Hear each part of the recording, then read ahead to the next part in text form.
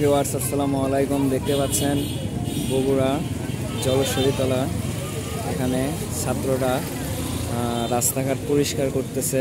আপনারা দেখতে পাচ্ছেন এখানে ছাত্র জনতা। এটা হচ্ছে যে সরকার পতনের দ্বিতীয় দিন আর কি। আপনারা দেখতে পাচ্ছেন ছাত্ররা সবাই রাস্তাঘাট পরিষ্কার করতেছে সুন্দরভাবে।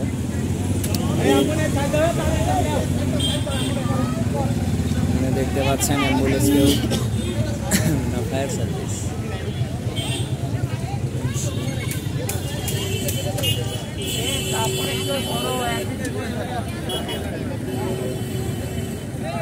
দেখতে পাচ্ছেন আপনারা